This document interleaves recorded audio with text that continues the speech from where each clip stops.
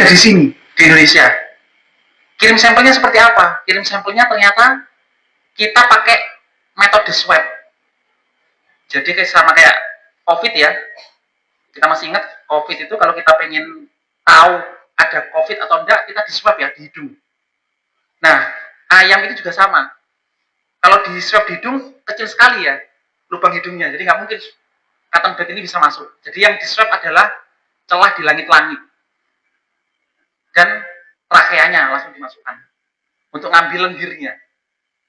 Jadi sebanyak 12 ekor, di masing-masing lingkaran ada 3 ya, 12 ekor di masing-masing customer atau lokasi tadi itu kita ambil, kemudian kita cek PCR tadi dari berbagai penyakit tadi itu. Nah, ketemunya apa? Kita bagi menjadi 2 segmen, yang customer broiler atau farm broiler dan farm layer. Yang broiler saya skip, kita fokus di layer. Jadi ketika ada kasus cekres di lapangan, ayam menunjukkan gejala klinis pernafasan, ternyata penyebabnya itu macam-macam, Bapak-Bapak. Kalau kita lihat ini, tidak ada satu jenis infeksi yang hanya menyerang di lapangan, itu cuma satu. Selalu ada kombinasi. Misalnya kalau dari data, double infeksi itu sekitar 33%, yang triple infeksi 58%, dan yang 4 infeksi lebih sedikit lagi. Yang jelas adalah di lapangan, infeksi single itu jarang sekali. Apa saja yang terjadi di lapangan? Kalau kita lihat, kasus H9 itu ada, kombinasi dengan MG, kombinasi lagi dengan Mycoplasma synoviae dan seterusnya. Ada lagi yang misalnya ini H9, kemudian ND, dan MS. Kalau yang ini ada ND, ILT, MG, dan MS, dan seterusnya. Artinya apa? Semakin tinggi populasi kita di kandang, kerjaan kita tidak semakin mudah. Karena penyakit akan semakin banyak di sana. Saya lanjutkan. Nah, dari beberapa temuan tadi, apa sih yang paling dominan? Pertama adalah ILT. Jadi kasus ILT itu penyakit yang kalau dilihat gejala klinisnya itu biasanya muncul pernafasan yang dalam. Kayak pernafasan cukup panjang. Nah, mungkin Bapak Ibu pernah mendengar gejala-gejala yang mirip seperti itu, bisa jadi ini mengarah ke adanya infeksi ILT juga yang ada di lapangan. ILT tidak berdiri sendiri. Dia akan dikombinasi atau ada infeksi yang lain. Misalnya ketambahan adanya Mycoplasma atau Mycoplasma dan IB. Nah, hal inilah yang menyebabkan gangguan produksi di lapangan. Mycoplasma ini itu juga akan sangat mirip dengan Coryza. Karena dia secara tampak, kalau kita lihat ayam, itu juga ada pembengkakan di sekitar bawah mata. Untuk MG ini, atau Mycoplasma. Kemudian H9, beberapa daerah yang tantangan AI-nya tinggi juga terkonfirmasi berperan aktif. Nah, semua kondisi tadi itu harus kita kontrol. Bagaimana caranya? Yang pertama adalah vaksin. Vaksin itu kita harus pilih jenis vaksinnya, kemudian teknologi vaksin itu juga penting, baik live maupun kill. Kemudian yang terbaru ada vektor vaksin dan seterusnya.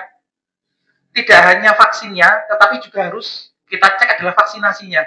Proses pemberian vaksin ke dalam ayam. Entah itu air minum, suntik, dan seterusnya. Banyak hal-hal titik kritis itu apa ya? Hal yang penting, yang kalau misalnya kita terlewat, keberhasilan vaksinasinya itu akan berkurang. Jadi meskipun ayam divaksin, tetapi keberhasilannya jadi tidak bagus. Kemudian untuk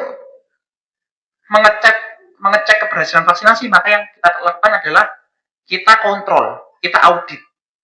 Nah, ada salah satu cara metode untuk bagaimana sih cara melakukan atau mengecek keberhasilan vaksinasi di farm kita. Dan yang terakhir, sebagus apapun vaksin, secanggih apapun teknologinya, dan sudah tepat, tetapi kalau kita melewatkan poin keempat atau biosecurity, maka farm kita masih akan tetap punya potensi akan terjadinya kasus penyakit. Nah, mungkin nanti akan poin keempat nanti akan dipaparkan oleh Ibu Rini. Nah, berbagai jenis vaksin tadi, saya akan sedikit sharing tentang vaksin-vaksin yang dipunya oleh SEPA.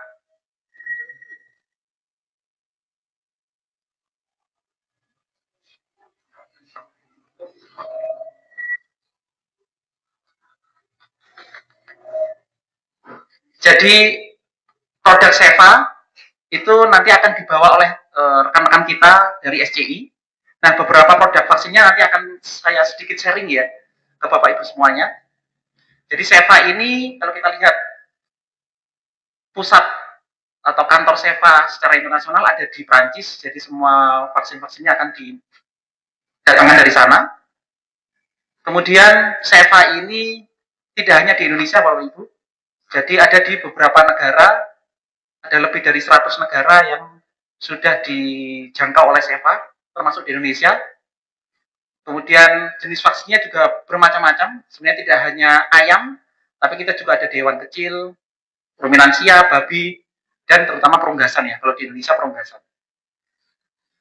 Nah, ini tempat produksi vaksinnya, ada yang memang diproduksi di Vilaxia, ada beberapa yang diproduksi di Amerika, kemudian ada juga yang di Jepang dan seterusnya. Tapi sebagian besar banyak diproduksi di Vilaxia dan di Prancis. Nah, SEPA di Indonesia itu sendiri sudah cukup lama punya peran terhadap dunia perunggasan, karena SEPA itu salah satu yang memperkenalkan hatchery vaksin ya. Mungkin Bu Rini itu salah satu yang babah alas ibaratnya ya, yang merintis di SEPA. Jadi tahun 2023 itu masuk di Indonesia dan memperkenalkan teknologi hatchery vaksin. Tidak hanya di broiler, sekarang ternyata juga di layer juga ada hatchery vaksin. Dan selain hatchery vaksin, kita juga banyak produk-produk inovasi untuk di lapangan yang bisa diaplikasikan.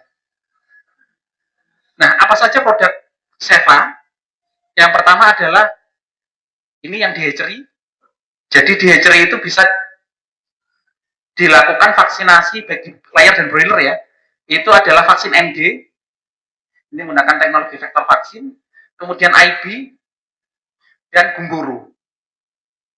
Nah, ketika dilakukan vaksinasi ini di lapangan, nanti kerjaan kita lebih sedikit karena beberapa aplikasi bisa kita lakukan di hatchery. Kemudian untuk vaksin-vaksin yang di lapangan itu ada beberapa, yaitu ada vaksin ND, IB, EDS, gumboro, orisa, mycoplasma, dan salmonella. Ini adalah vaksin-vaksin SEPA yang nanti akan dibawa oleh rekan-rekan kita di SCI. Yang pertama ada vaksin Gumbo L, ini untuk vaksin gumboro di lapangan. Kita juga punya vaksin gumboro IBDL. Bedanya adalah kalau yang pertama strainnya adalah intermediate yang lebih lemah ya. Kemudian kalau yang IBDL dia intermediate plus. Bedanya adalah kalau yang IBDL ini dia titik tembusnya lebih tinggi. Jadi kalau misalnya di lapangan itu sering kejadian gumboro, kita rekomendasikan yang ini. Kemudian ini ada vaksin ND Live lewat air minum atau tetes mata. Strainnya Lasota. Kemudian ada Vitapes, ini ND juga tetapi dia lebih lemah secara gertakan titernya, gertakan kekebalannya, tetapi dia lebih aman. Kalau untuk di layer di fase produksi memang kita sarankan yang menggunakan New L atau ND Lasota. Kenapa? Karena proteksinya dia lebih kuat dan lebih jangka panjang Pak, untuk live. Kemudian ada vaksin IB Live. Kita juga ada produk ND single dan IB single. Nah, semua vaksinasi live tadi itu yang menggunakan air minum itu sangat rentan akan keberhasilannya. Jadi kita punya tools atau punya alat agar kalau misalnya aplikasi vaksin di ayam atau di farm kita, itu kita bisa cek keberhasilannya.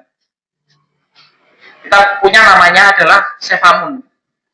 Jadi bentukannya tablet seperti permen. Mungkin Bapak Ibu pernah menggunakan?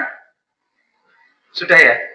Jadi tidak hanya digunakan sebagai pewarna vaksin, sebenarnya Cevamun ini punya fungsi sebagai penyetabil pH, kemudian penetralisir klorin.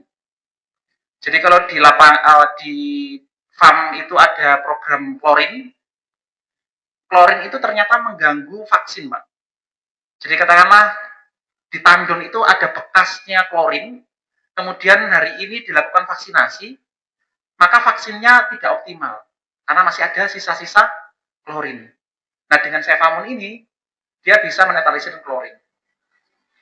Jadi satu tablet bisa untuk 100 liter ya. Kemudian tidak hanya penetralisir klorin dan penyetabil pH, fungsinya Cevamun ini adalah dia bisa menjadi kontrol untuk audit vaksin.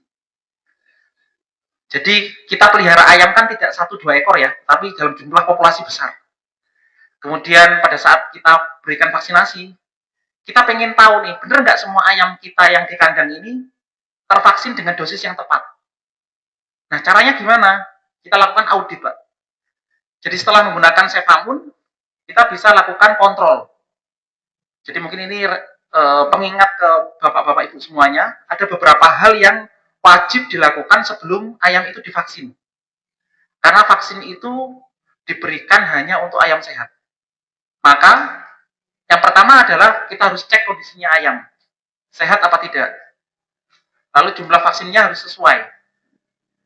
Populasi 10.000 disiapkan cuma 5 vial yang isinya 1.000, pasti tidak cukup. Kemudian yang poin ketiga ini yang menjadi penting.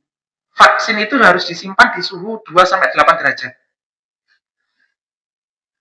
Jadi 2-8 derajat ini ketika vaksin itu disimpan di kantor atau di gudang ya, kan disimpan di kulkas. Nah, pada saat membawa dari kulkas ke lapangan itu juga tidak boleh sembarangan. Harus dengan tempat yang layak. Minimal dengan styrofoam atau dengan marina cooler yang diisi dengan es pack ya, es batu. Kalau cuma ditenteng, dikasih wadah plastik dan dikasih es batu, suhunya pasti di atas 8 derajat. Dan itu akan mengganggu kinerja dari vaksin. Kemudian kita harus hitung adalah jumlah air yang digunakan pada saat vaksinasi. Jangan sampai vaksinnya itu kebutuhan airnya berlebih. Idealnya adalah 2 jam. Kenapa? Karena kalau kurang dari 2 jam takutnya tidak semua ayam minum dengan dosis yang tepat atau yang cukup. Kalau lebih dari 2 jam adalah kualitas dari vaksin itu lama-lama akan turun, Pak. Karena vaksin itu virus yang benar-benar dilemahkan ya. Jadi kalau kena perubahan suhu, ada suhu panas, ada cahaya matahari, itu dia akan inaktif atau rusak. Kemudian ayam juga harus dipuasakan minum ya. Makan tetap lanjut, tapi minum harus dipuasakan. Tujuannya agar pada saat diberikan itu langsung minum secara bersamaan. Kemudian tandonnya harus menggunakan ember yang dari plastik, tidak boleh yang dari logam, karena akan mengganggu kerja vaksin kalau misalnya dari logam. Kemudian kualitas air minum juga diambil mulai dari tujuannya apa, agar kualitas yang diberikan itu sesuai dengan standarnya, pH-nya, kemudian cemaran bakteri dan seterusnya, termasuk logam-logam berat. Lalu penghentian disinfeksi klorinasi juga penting, minimal 1 hari sebelumnya. Jadi klorin harus dihentikan. Kalau misalnya tidak dihentikan di hari yang sama, maka vaksinnya akan langsung rusak, Pak. Kemudian yang terakhir adalah vial dibuka di permukaan air, di bawah permukaan air, atau dengan menggunakan suntikan. Jadi jangan langsung dibuka, kena udara baru di.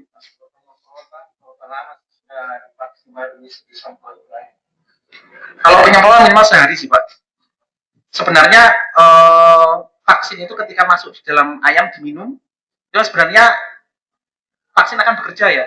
Tapi untuk amannya ya 1 hari baru kita lakukan setelah vaksinasi. Sama sih Pak.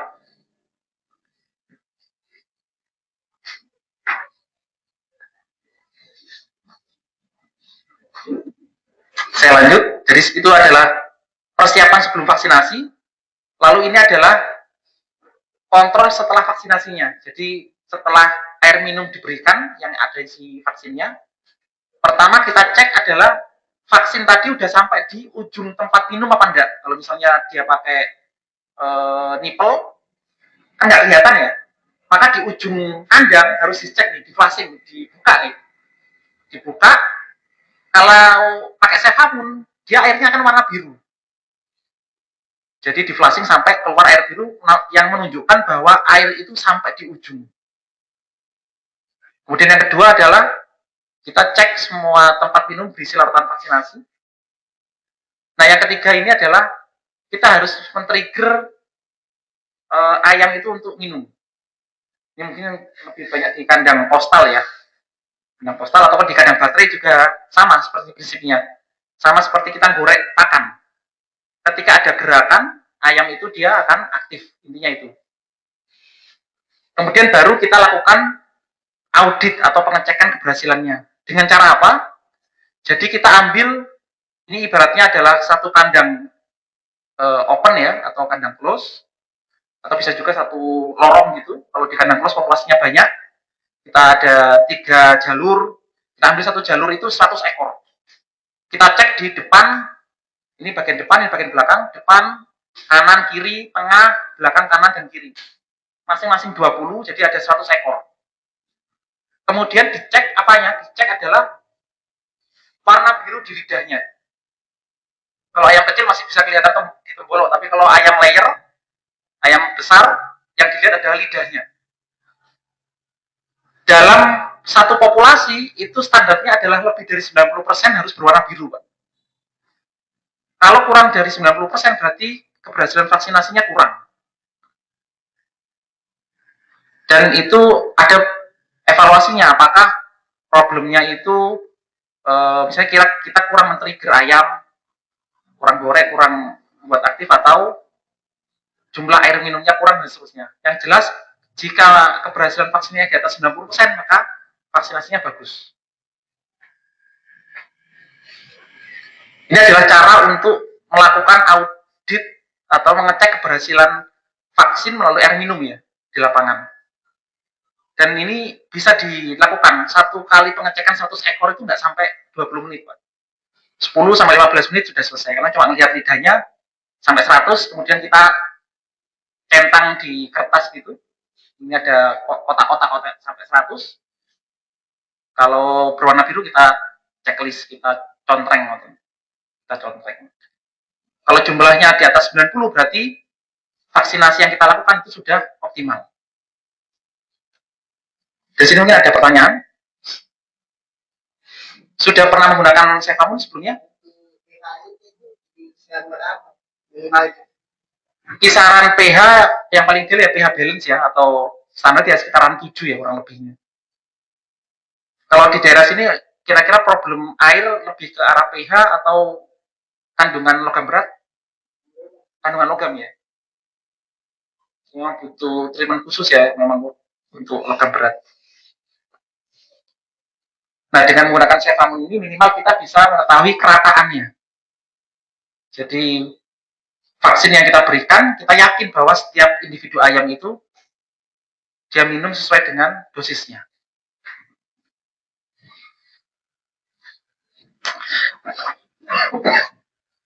Nah, selain vaksin live, kita juga punya vaksin kill. Vaksin kill-nya Seva itu kita menggunakan teknologi yang disebut dengan BAI.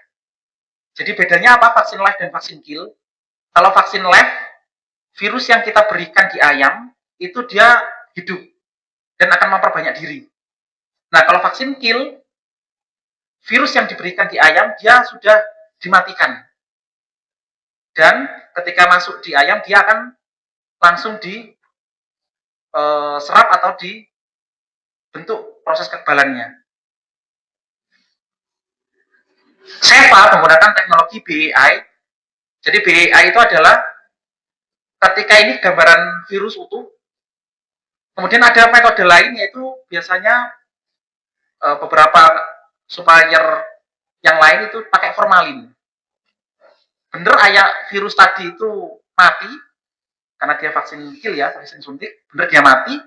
Tetapi kalau kita lihat struktur atau bentukan dari virusnya itu sudah banyak berubah atau bahkan sudah rusak.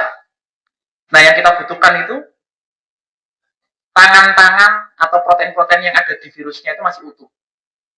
Nah, kalau yang menggunakan BEI itu dia yang dirusak adalah inti selnya.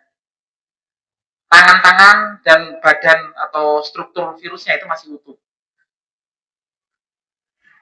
Yang kedua, kualitas vaksin kill itu juga akan berpengaruh dari ini. Seberapa banyak virus yang diberikan di ayam. Karena dia tidak bisa memperbanyak diri sehingga jumlah virus yang diberikan di ayam itu menjadi penting. Dan Seva itu adalah salah satu misalnya ND-nya itu kontennya adalah konten yang termasuk tinggi di Indonesia. Salah satu tertinggi di Indonesia adalah 10/9. Jadi satu dosis yang disuntikkan itu 100 juta virus ND. Kemudian ada IB, ini ada standarnya Gumboro dan EDS. Jadi ada ND, IB, EDS itu triple, ND, IBD biasanya untuk breeder ya. Kemudian yang menjadi penting adalah ajuvannya. Vaksin kill itu tidak serta-merta vaksin yang dimatikan kemudian dimasukkan ke ayam, tetapi dia akan dibawa oleh ajuvan, pembawa. Fungsinya apa? ND kill itu nanti ketika diserap oleh ayam, dia bisa bertahan lama kekebalannya. Makanya kalau di farm, vaksin suntik kalau diproduksi kan nggak mungkin setiap bulan disuntik. Disuntik dengan vaksin yang sama, pasti ada jarak sekitar 8-10 minggu atau 12 minggu dan seterusnya. Semakin lama itu semakin bagus. Nah, ini akan berpengaruh adalah ajuvan ini. Nah, ini adalah vaksin Seva yang nanti akan dibawa oleh SCI. Itu ada ND-Kill, kemudian ada triple ND-IBEDS, lalu ada ND-Gumboro. Kemudian ini adalah data monitoring di lapangan yang menggunakan vaksin ND-Kill kita. Kita lihat titernya itu seragam. Ini ada titer ND, ini titer IB, dan ini EDS. Yang menunjukkan bahwa vaksin Seva itu bekerja dan punya proteksi yang cukup panjang. Nah, selain vaksin ND tadi, ada ND single, ND IB, EDS, ND Gumboro, kita juga punya grup vaksin Korisa. Yang pertama ada vaksin Korisa ABC, jadi cuma 3 isinya, ABC, Korisa ABC. Nah, kalau Korisa ini dia ajuvannya menggunakan aluminium hidroksida. Kemudian kita punya Korisa yang lain, mungkin Pak Haji sudah pernah dengar adalah Korimun. Ada Korimun 4, Korisa pertama, dan Korimun 7 adalah Korisa yang kedua. Korisa yang pertama biasanya menggunakan ajuvannya aluminium hidroksida. Kalau yang Korimun 7, dia ajuvannya oil. Kalau ajuvannya oil dia lebih panjang, karena dia proteksinya harapannya adalah sampai produksi ya. Korimun 4 isinya Korisa ABC, ada 3, plus Salmonella. Kalau Korimun 7, Korisa ABC, Salmonella, dan triple tadi, ND, IB, EDS. Nah, benefitnya adalah Korimun 7 ini dia gabungan dari vaksin Korisa dan triple. Jadi bapak-bapak bisa lebih mudah di lapangan karena sekali injeksi 2 vaksin sekaligus. 7. Bonus plus Salmonella. Jadi selain Korisa 3, triple itu NDIB IDS 3, berarti 6, plus Salmonella.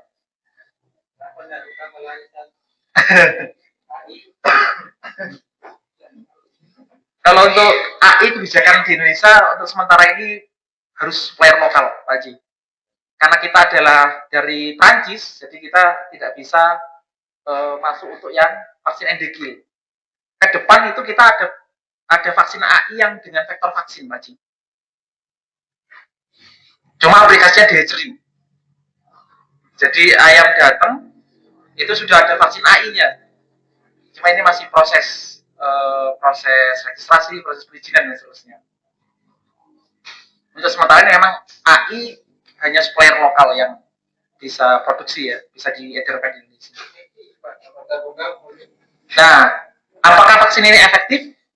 Nanti ada ini ya Pak, kita punya data monitoring, ternyata semua titer-titer itu bisa bekerja loh. Gitu.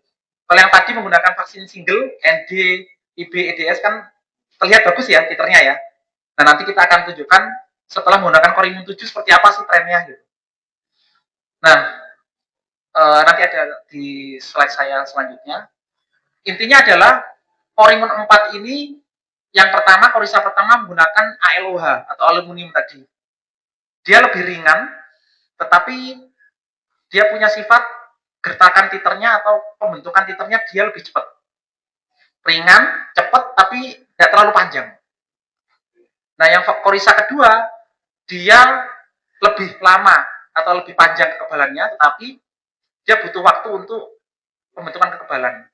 Jadi dengan kombinasi tadi korisa 1 dan korisa 2 dengan Korimun 4 dan Korimun 7, harapannya adalah kita punya perlindungan yang cepat dan di akhir produksi dia tetap di fase produksi dia tetap protektif. Nah ini yang tadi Pak Haji. Bagaimana dengan kerja titer-titer yang lainnya ketika digabung dengan triple vaksin ya? Ini kita lihat ini umur 16 minggu Pak Haji. Jadi pada saat divaksin umur 16 minggu dengan Korimun 7, kemudian kita cek 5 minggu setelahnya. Karena kerja dari vaksin kill itu idealnya akan mulai bekerja ideal di umur 4 mingguan sampai 5 mingguan. Di umur 5 minggu kita cek titer yang awalnya ketemu di angka 7, dia bisa naik di angka 10 atau 10,5. Artinya titernya naik. Dan garis yang warna merah ini menunjukkan keseragamannya. Semakin kecil nilainya, berarti keseragamannya semakin bagus. Ini titer ND, ini titer IB, sama IB-nya juga naik, menunjukkan bahwa vaksin itu bekerja. Ini titer EDS, juga sama, awalnya sekitar 0 atau 1, kemudian dia naik di angka sekitar 4, yang menunjukkan bahwa kerja dari vaksin itu menggertak kekebalannya si ayam. Salmonellanya sebenarnya ada data juga sih, misalnya Pak Ji butuh nanti saya tampilkan. Jadi memang salmonella itu masih belum banyak yang begitu perhatian, tetapi kalau di Jawa Pak Ji, beberapa restoran itu mensyaratkan untuk wajib bebas salmonella enteritidis. Misalnya kita sebut merek KFC atau McD itu dia punya persyaratan untuk keamanan pangannya ya, dari telurnya. Jadi setelah menggunakan ini, biasanya nilai jual dari telur bisa meningkat.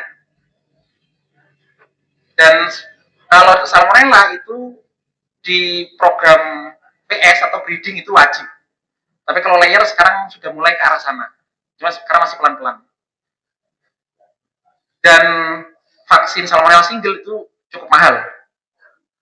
Vaksin salmonella single. Nah, sedangkan kalau misalnya Bapak Ibu menggunakan Korimun 7 ini, harganya cuma korisa plus salmonella, korisa plus triple, sudah include salmonella. Sekali injek sudah 7 jenis kekebalan yang dihasilkan.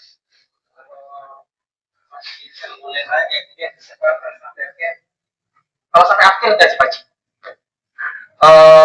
Kita punya data sampai di umur 40 sampai 50-an. Tetapi testimoni di lapangan itu karena salmonella ini tidak hanya masuk di telur atau di reproduksi, itu juga berhubungan dengan saluran pencernaan.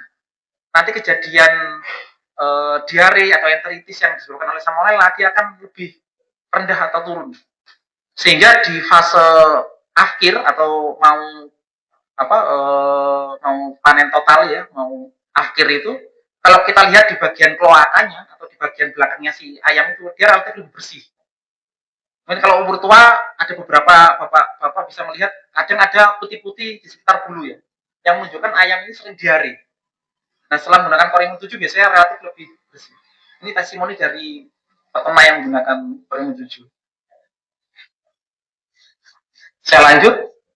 Nah selain vaksin-vaksin tadi ya, vaksin live, kemudian kita punya cara untuk mengecek keberhasilan air minum dengan cara pakai Cevamun tadi, dan saya yakin itu sangat mudah diaplikasikan kalau misalnya kita ingin tahu keberhasilan vaksinasi. Kemudian ada vaksin kill, ND, triple, dan ini Korisa. Yang tadi Korisa, ada Korisa ABC, Korimun 4 dan Korimun 7. Terakhir kita punya vaksin yang cukup menarik Pak Haji, yaitu Mycoplasma. Tadi kita sampaikan dari survei penyakit, itu sebagian besar sekitar 60-70% itu MG itu selalu menjadi koinfeksi atau jadi penyebab di lapangan.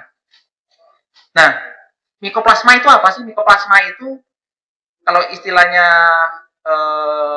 di lapangan itu CRD. Ayamnya seperti ini. Di bawah mata ada sedikit bengkak, berair, kemudian cekres. MG juga bisa menyebabkan peradangan di trakea, Pak. Kalau ILT dia ciri khasnya adalah di saluran ini dia ada lendir yang kental, ada pendarahan.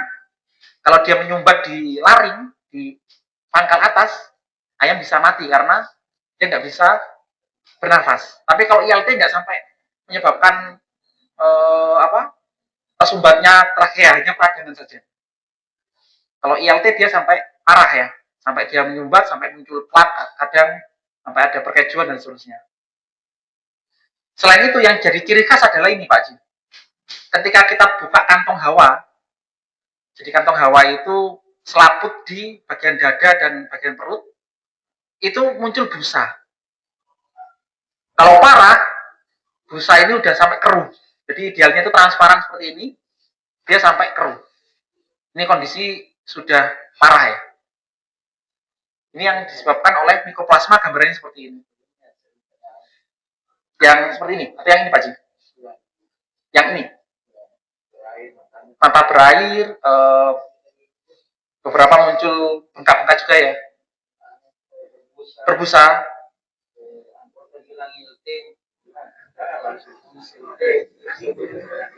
Ya, ya.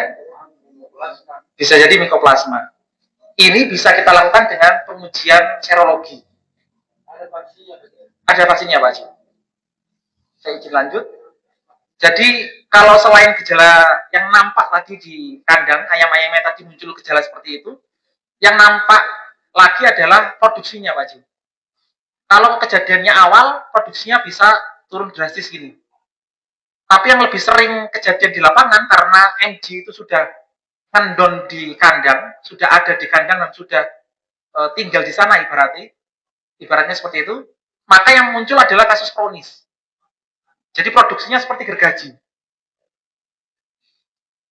Turun sekitar 2%, turun 5% dan seterusnya, kemudian naik turun seperti itu. Dan di lapangan muncul cekres-cekres. Setelah diobati antibiotik sembuh, 1 bulan lagi muncul. Reda, 1 bulan lagi muncul. Jadi penggunaan antibiotiknya lebih sering. Nah ini yang bisa disebabkan oleh Mycoplasma ini. Nah kontrol Mycoplasma ini atau Mycoplasma gallisepticum, kalau orang nyebutnya MG ya, Mycoplasma ini, itu ada beberapa cara. Kalau ini adalah program wajib yang pasti sudah dilakukan oleh teman-teman. Terus yang tadi yang saya sebut adalah pemberian antibiotik. Jadi setiap sebulan sekali, 6 minggu sekali itu dikasih antibiotik reda, tapi kemudian muncul lagi. Kenapa? Karena antibiotik ini ketika diberikan di ayam kan lewat air minum ya, atau lewat makan kadang. Kalau golongan tilosin tilan yang agak mahal dikit, itu adalah dia akan masuk di ayam, kemudian masuk di pencernaan pastinya, baru diserap di pembuluh darah. Nah kalau kita lihat tadi, kantong hawa itu tidak ada pembuluh darahnya, transparan. Jadi antibiotik nggak bakalan bisa bekerja optimal. Sekali dia terinfeksi MG, maka dia MG lapangan ini atau mg penyakit, dia akan tetap ada di kantong hawa. Sehingga antibiotik itu akan terus-menerus. Jadi tidak bisa menghapus atau memusnahkan total, dia hanya meringankan gejala saja sebenarnya. Nunggu sampai populasinya dia naik, muncul gejala, diobati lagi. Muncul gejala, diobati lagi. Kalau keseringan, antibiotiknya jadi resisten. Nambah lagi, ibaratnya dari awal itu dikasih golongan enro yang agak murah, lama-lama agak mahal lagi. Sampai golongan tirosin yang dipakan, lebih mahal. Nah, kita punya namanya vaksin MG, Pak Ji. Jadi vaksin MG ini dia vaksin live dan dia aplikasinya tetes mata atau tetes hidung. Umur yang kita rekomendasikan adalah umur 6 minggu sampai 16 minggu. Paling cepat biasanya di umur 35 mingguan. 35 hari. 5 hari, 5 minggu rata-rata kalau di daerah Jawa. Umur 35 itu aplikasi MG. Tetes wajib. Tetes mata atau hidung. Kenapa tidak mulut? Karena targetnya itu di kantong hawa. Jadi di pernafasan. Kalau ND, IB kan bisa lewat minum ya. Tapi kalau MG ini kita sarankan tetes mata atau tetes hidung. Hanya satu kali. Nah, antibiotik yang tidak boleh itu adalah biasanya 7 hari sebelum vaksin dan 7 hari setelah vaksin. Antibiotik apa? Antibiotik yang sensitif terhadap MG. Jadi kalau kita berbicara MG kan nggak banyak Pak Ji antibiotik yang bisa bekerja terhadap MG. Misalnya golongan quinolon itu yang golongan enrofloxacin, ciprofloxacin yang belakangnya sasin-sasin, itu bisa untuk MG. Jadi artinya ketika setelah vaksin sampai 1 minggu, itu tidak boleh diberikan antibiotik itu. Dan golongan ampicillin bisa, amoxicillin bisa, golongan sulfa bisa, oxytocin sepertinya tidak bisa. Oxytocin tidak bisa. Jadi itu sih, bisa diberikan antibiotik tetapi yang tidak bekerja untuk MG, tidak spesifik untuk MG. Jadi golongan amoxicillin, ampicillin, sulfa dan seterusnya bisa untuk.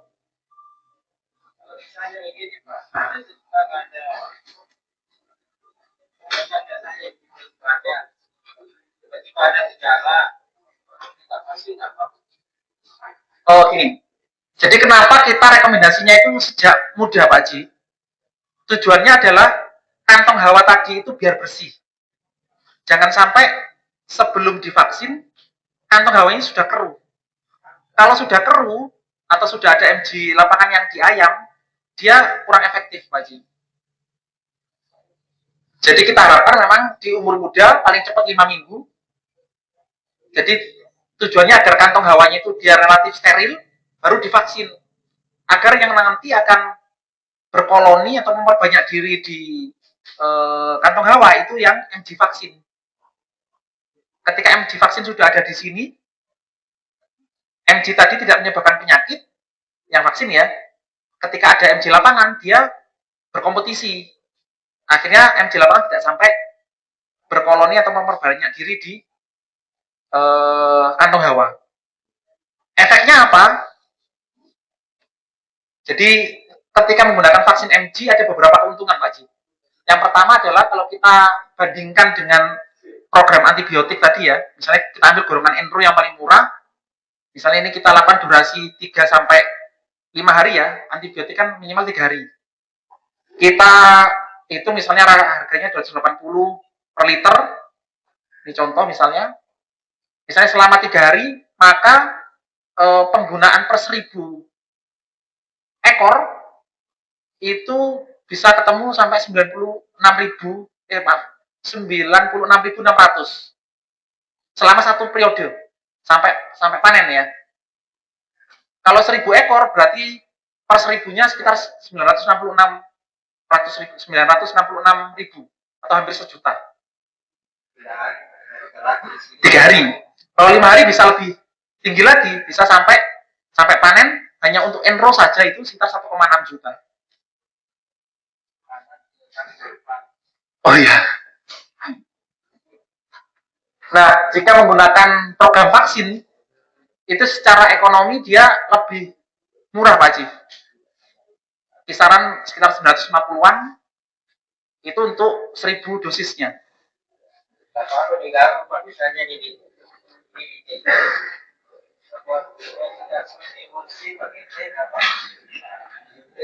jadi vaksin juga Mas. Oh, kalau suntik boleh Pak Haji. Yang idenya suntik. Kalau emosi boleh. Nah, kalau yang tidak boleh itu yang vaksin sama-sama tetes. Karena dia nanti akan kompetisi. Dan karena vaksin MG ini vaksin yang cukup mahal ya secara ekonomis, kita pengen vaksin ini benar-benar bekerja optimal. Jadi yang vaksin live-nya itu biar bekerja secara optimal. Program vaksin di sini untuk tidak menerima atau 5.000 di atas kita suntik di kalau misalnya kita sudah suntik indirect ini emulsi satu kali tangka satu kali misalnya ini ditetes mata baru disuntik nggak apa-apa. Yang disuntik mohon maaf itu ND live atau ND kill ya Pak sih? ND kill. Kalau ND kill boleh sih. Secara prinsip boleh, cuma yang jadi kewaspadaan kita apakah stresnya akan tidak terlalu berat karena double aplikasi vaksin. Itu aja sih. Sini orang aman ya. Terutama itu kalau beli pulih di sana biasa itu 23 kali.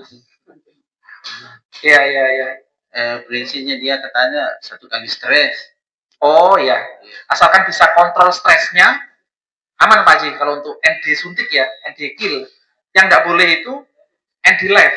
Jadi ada yang ditetes mata. ND kill Pak. Rata-rata ND kill. Ya. Yang biasanya saya mau coba nanti ini umur-umur 5 minggu misalnya di Klosos itu kita vaksin indenya suntik baru ini tetes. Setelah umur 42 hari ada vaksin apa lagi? Biasa Porisa. Porisa ya? Iya. Porisa pertama ya? Ya Porisa pertama.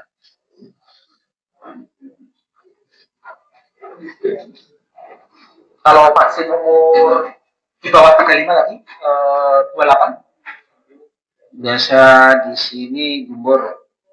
Gumboro ya. Umur yang kedua 28, kemudian 35 ada vaksin NG kill ya. Biasa 21 juga ada yang DB. Oh ini DB ya. DB 21. Jadi kalau untuk MG ini idealnya 7 hari ke depan dan ke belakang itu tidak bentrok dengan vaksin live-nya. Oh begitu. Karena kita bisa. Cuma concern saya atau perhatian saya adalah ketika aplikasi double tadi aplikasinya itu tidak menyebabkan ayam stres itu saja sih. Jika stres ayam itu terkontrol, harusnya tidak ada masalah. Dan untuk vaksin MG ini yang perlu diperhatikan adalah kondisi di kandang klosus adalah ventilasinya Pak Ji. Jadi jangan terlalu takut untuk ventilasi ya. Jadi pakai ventilasi minimal terus. Karena MG ini karena ketika dilakukan vaksinasi di ayam dia butuh sirkulasi yang bagus. Itu sih. Saya izin lanjut. Kemudian dari sisi produksi ini juga akan lebih stabil Pak Ji karena faktor stres yang menyebabkan CRD tadi itu terkontrol, ayamnya lebih nyaman dan produksinya akan lebih bagus. Ini ada 2 grup, ada yang ini gambar warna hitam ini standarnya, yang warna biru ini vaksin MG, yang warna abu-abu ini adalah yang tidak menggunakan vaksin MG. Di satu lokasi yang sama, kemudian kita cek ternyata vaksin MG ini dia lebih stabil, tidak terlalu bergergaji ya, kalau dibandingkan dengan vaksin yang non vaksin. Nah kalau kita hitung dari kedua grup ini, kalau di Jawa itu kita bisa hitung ekmesnya per 1000 ekor sampai panen, sampai akhir kita bisa hitung. Ternyata yang tanpa menggunakan vaksin itu ketemu 9.570 kilo per 1000 ekornya. Kemudian menggunakan MGF itu ada perbedaan Pak Ji, sampai 810 kilo. Jadi kalau kita nominalkan dengan harga sekitar ini standarnya 22.000, itu kita punya benefit lebih dibandingkan yang non grup vaksin itu sekitar 17 juta per seribunya. Setelah dikurangi harga vaksin. Karena itu kita Pak di sebetulnya di pembibitan di klosos. Biasanya itu kalau mau masuk umur 5 minggu atau mau masuk 6 minggu sudah mulai muncul yang begini, atau yang pokoknya di bawah 2 bulan ya sudah mulai muncul yang begini. Kalau menurut teman-teman dari dokter yang lain katanya faktor debu, iritasi, tapi saya lihat segala macam sudah dia ini tetap juga muncul ini, yang kayak berbusa, bengkak ini. Mana sih andanya di sini anggota yang di klosos?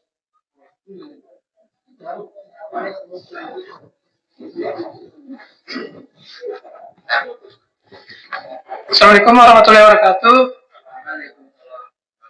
Saya dari starter 1 di Klosos, yang biasanya itu kalau muncul iritasi sama berair matanya itu di umur jalan 6 minggu. Iya, rata-rata begitu Pak.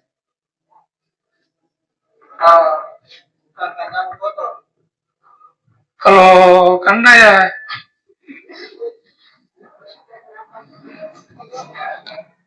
pasti ada terbaik. Itu kalau mau dibersihkan kan pasti itu debunya kena ayam, ya otomatis iritasi matanya.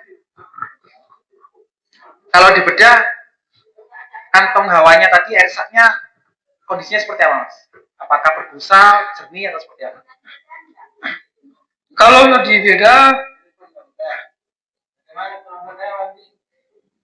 ada individual muncul busa-busa seperti itu. Ya ada yang muncul, ada juga tidak ada. Berapa persen yang muncul cekres brain tadi? Kalau misalnya di pada 5 kadang muncul 1-2 ekor. 2 ekor ya 20%. 40%. Cukup banyak berarti ya.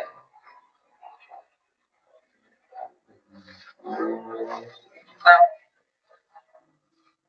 untuk konfirmasi MG ini Pak Ji, sebenarnya kita bisa lakukan pengecekan secara titer. Jadi di itu tidak di ayam yang kecil, tetapi di ayam produksi. Kenapa? Karena tadi R1 itu kan pembuluh darahnya kan tidak ada. Pada saat awal gejala itu tidak muncul secara teologi, secara jadi nanti akan tampak ketika produksi masuk 30, 40, kalau ada angka berarti MC mau berada di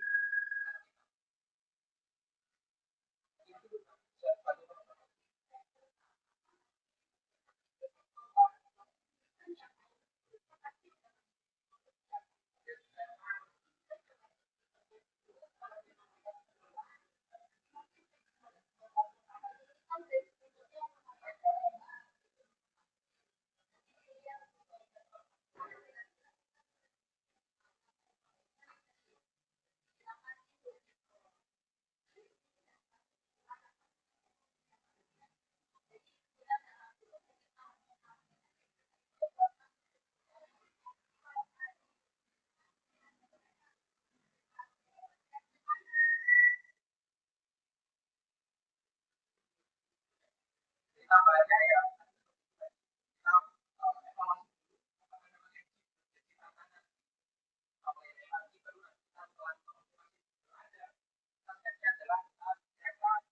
berapa ya dia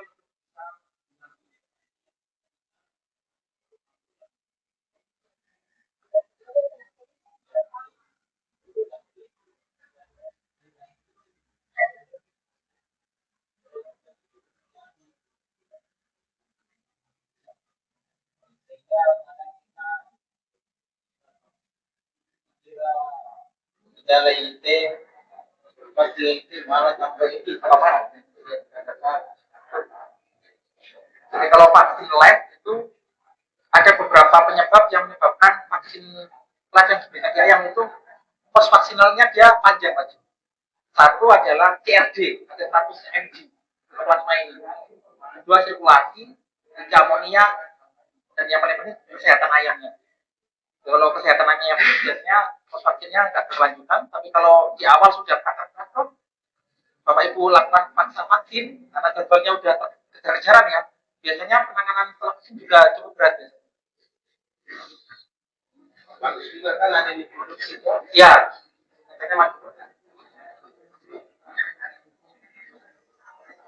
terakhir tadi sama konsepnya adalah saya ulangi lagi. Jadi untuk pengendalian penyakit itu kita lakukan pemilihan vaksin. Pemilihan vaksin berarti kita harus tahu tantangan apa yang ada di lapangan sehingga vaksin yang kita berikan itu tepat. Kemudian proses vaksinasinya ini juga tidak boleh terlewat. Kemudian yang terakhir proses vaksinasi ini adalah vaksin tik atau audit vaksinasi tadi yang bisa kita lakukan pada saat air minum itu kita menggunakan Cefamon atau pewarna sehingga kita tahu keberhasilannya berapa persen sih di kandang kita. Dan terakhir proses vaksinasi ini sebagus apapun vaksinnya, proses vaksinasinya bagus, tetapi kalau misalnya biosecurity tidak kita kontrol, maka tetap penyakit akan menjadi tantangan yang nyata di farm kita. Nah mungkin terakhir nanti terkait biosecurity akan dipaparkan oleh Ibu Rini, pemateri selanjutnya. Sekian dari saya, mungkin nanti jika ada pertanyaan bisa dilanjutkan di sesi akhir tadi ya, sesi tanya jawab. Dari saya terima kasih, akhirul kalam, assalamualaikum warahmatullahi wabarakatuh.